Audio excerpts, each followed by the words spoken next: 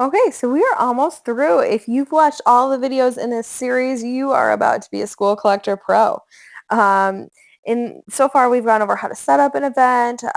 We've looked at how to actually run your ticket sales, both cash and credit card. And now I'm going to show you how to actually scan tickets at your event. So let's say it is the day of the event and you're wanting to actually scan tickets at the door. This might be if you chose to use a scannable ID card or a, printed emailed ticket that had a barcode on it. So first of all, you can bring multiple laptops to your event to scan tickets. You're just going to want to make sure that there's Wi-Fi available because School Collector does run off of internet. If there is no Wi-Fi available, or if you are concerned, you can always print out a whole list of who has purchased tickets. So we recommend doing this as a backup.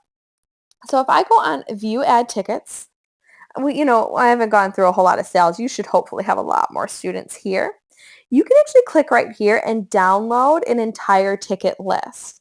That way, if the internet goes bad, if your computer crashes on you, you have a backup list. So this is definitely something that we would recommend to do no matter what. I'm going to go ahead and return to the event, and I'm going to pretend I'm ready to scan. So I go to this barcode screen where it says Scan Tickets. And it brings me to this very, very simple screen here. I have two options.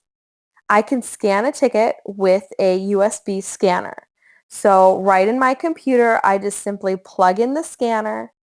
When I'm on this screen, all I have to do is I scan that student ID or that ticket, and it will automatically check that student in. Now I can also enter their ticket number or their student ID number. Now, their student ID number actually is their ticket number as long as you used student IDs. So these numbers are actually the same. So let's say I want to scan in someone whose student ID number and ticket number is 0008. So I can just type it in and hit scan.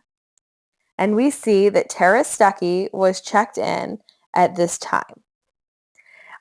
So one actual thing that we like about this is if you're using student IDs as tickets, but the student forgot their ID card, you can just ask them what their ID number is and type it in here and you've checked them in. So I know you want your students to be responsible and you want them to bring their IDs and not lose it, but this way you kind of have a backup. They don't actually have to worry about ever losing a ticket because it's attached to their specific ID number. And this check-in is actually recorded. So if for some reason, if you're concerned that students might end up at a party instead of your dance, you actually will have a record of if they attended or not. Another option is I could choose to record when they leave the dance. Again, it might just provide a little bit of extra security. So let's say Tara walked in and walked right out. As she's walking out, I can check her out if I want. So I'm going to put in her number again. I hit scan, and now it says that she was checked out at 10:16.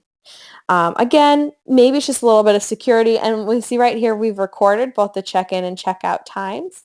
And this information is going to be on your ticket list now of when she came to the dance and left. Now, finally, let's say a student comes along and tells you, oops, this is their ID number, and I hit scan. It's not working because that person did not buy a ticket. So it, will only allow you to check in students who actually did buy tickets to the dance.